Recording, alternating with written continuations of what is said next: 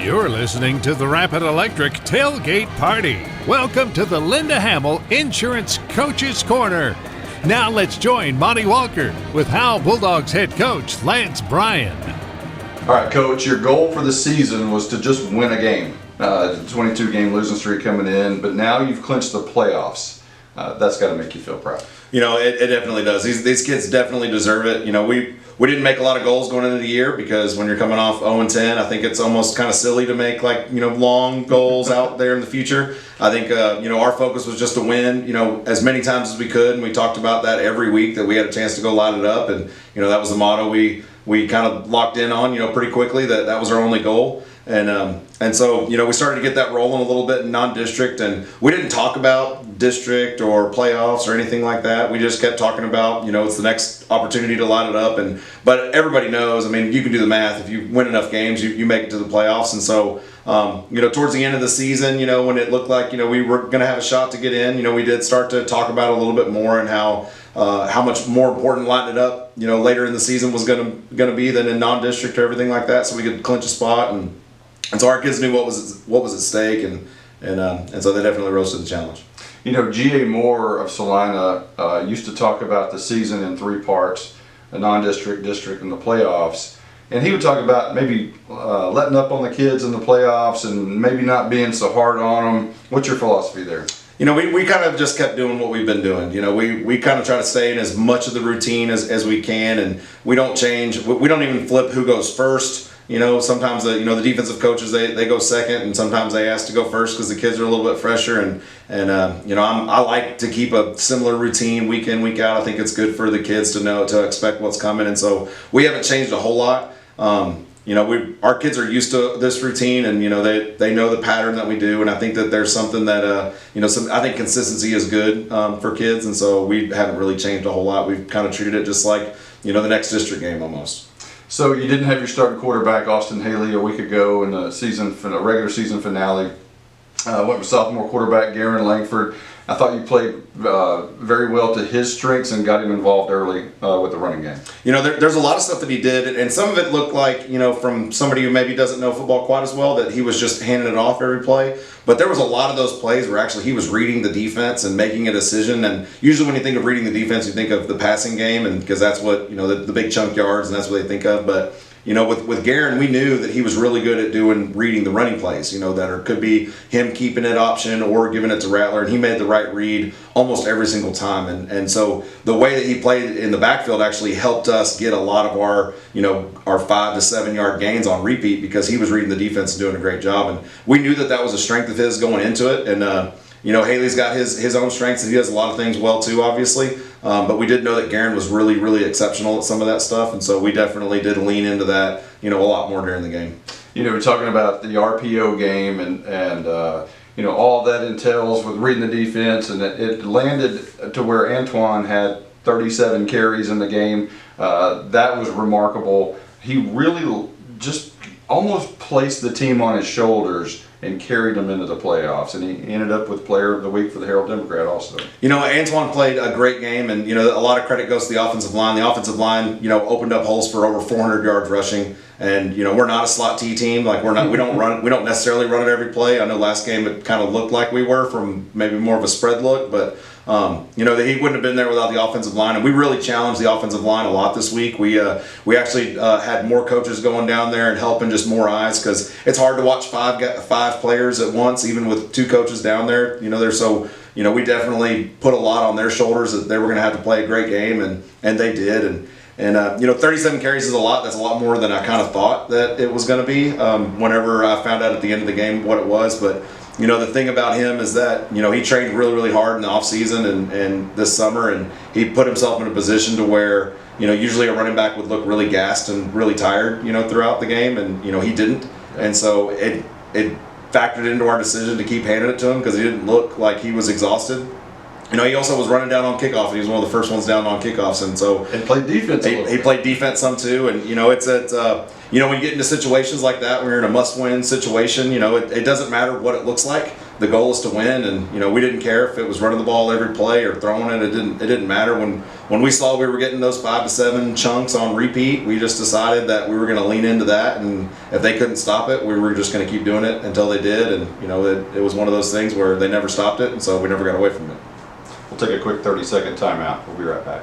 Hi, this is Matt Linder with Linda Hamill Insurance. Your home field is where everything happens. And I'm not talking about Bulldog Stadium. We're talking about your home, your car, and your life. For over 30 years, we've been offering bundled discounts on home, auto, and life. We offer Germania and Progressive insurance protection, as well as many others to suit your needs. Call us today at 903-965-4098 or come by and see us at 106 North Broadway in Bells, Texas. That's 903-965-4098.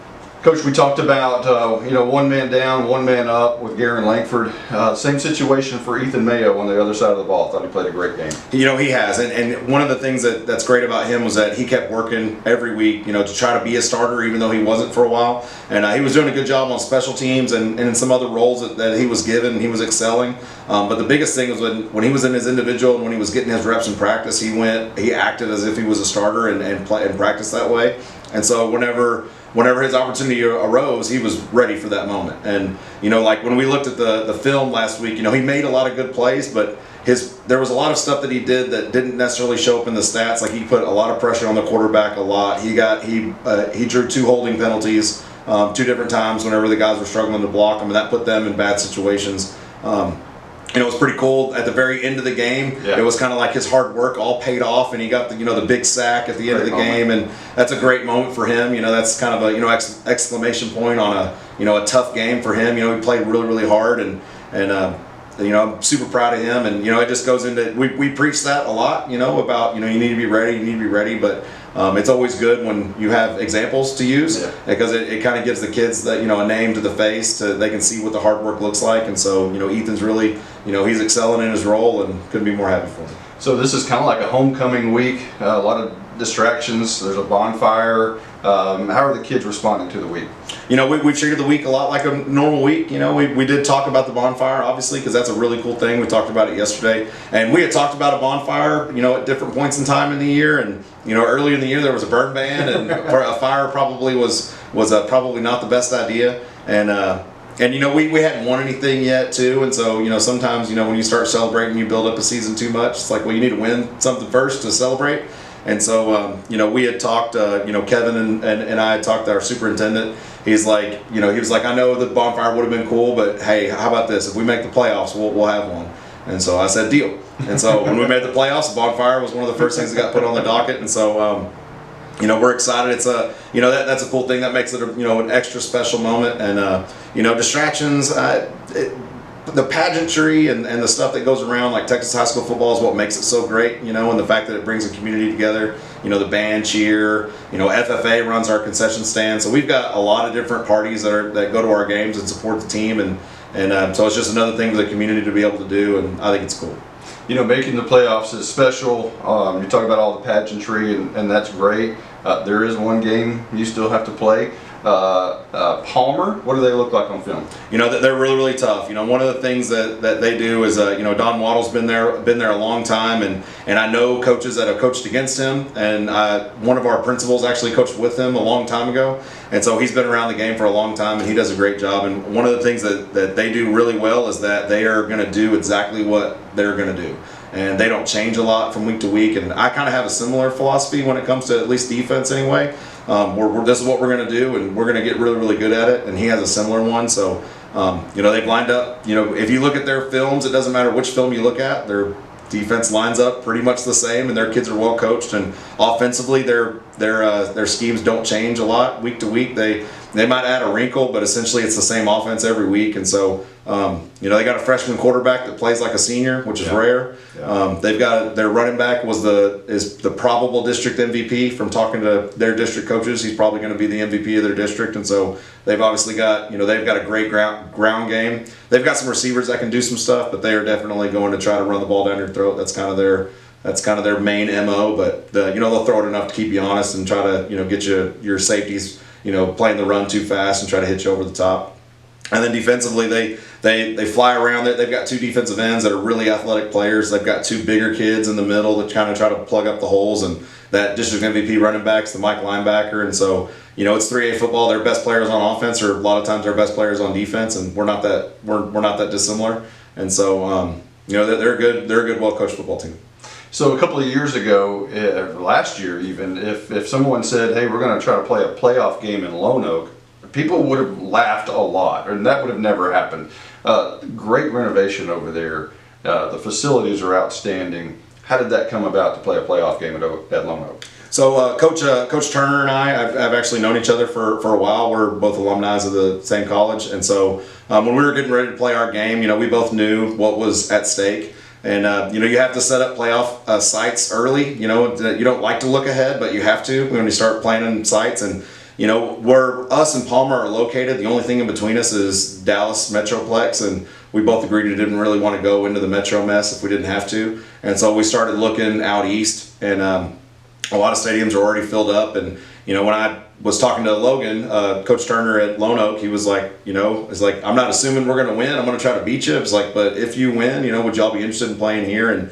And so I proposed it to Coach Waddle, and we ended up agreeing that was the best site that we could get. And that the stands are beautiful. The field is brand new. There's stuff that they're still doing that's going to make it even better. But one of the advantages for us is, we're the visitor, because we're the lower seed. And so that was one of the agreements that we made, was that we'd be the visitor. But it's the same locker room for us, the same sideline for us, there's a lot of routine that goes into it for us that I think is kind of advantageous for us. And, anytime in the playoffs or any game, you try to find any edge you can. And so we're playing at a neutral site, but for us, we've played there before. So we think that's to our advantage. And so I thought that it was a good decision to take that, but everything they've done there is beautiful. Everything they're doing is really top notch, and they've got some good stuff going there with their facilities. So if you're able to win tonight, you basically become a Cinderella team. This is number 4 versus number 1. They're undefeated, and everybody's going to say, "Well, this team was 0-22."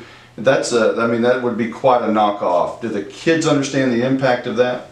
We've talked a little bit about that, but the biggest thing that we've done is that, we've only been picked to win 3 games this whole season. There's multiple polls that come out for Texas high school football, and it's kind of shows you maybe how much attention is given to like every individual game. It doesn't matter. And we've been the underdogs every week but 3 of them. And so this is not new territory for us. Hopefully here in the future, we're not considered a Cinderella and these are all upsets. Hopefully we're just, picked to win and we're doing what we're supposed to do. But, this year was not that year. This year we're the underdog in a lot of those games. And so we've just leaned into that. And, I think it's good to play with a chip on your shoulder and, feel disrespected. And I feel like these kids were. And coaches get a lot of credit for the turnaround and all that stuff. But, we didn't play a single down. These kids did everything. And, I've had people ask me, it was like, well, who's new to the roster? Who's new that came to school? And it's not a single kid that's new. Every single kid on our roster went to Howe last year and was on the football team last year. There's not one new kid. And so these are the exact same kids that have been here. And so, they did it all, and all the credit goes to them. And so, if we're able to win, which, I think there's definitely a chance we can do that. We've proven a lot of people wrong all year, so I don't look at upsets that much as maybe I used to. Then it's just another chapter in the underdog story that we've had all year, and hopefully we get that done and we'll get to keep playing one more week. Today's Coach's Corner has been brought to you by Linda Hamill Insurance. You're listening to the Rapid Electric Tailgate Party.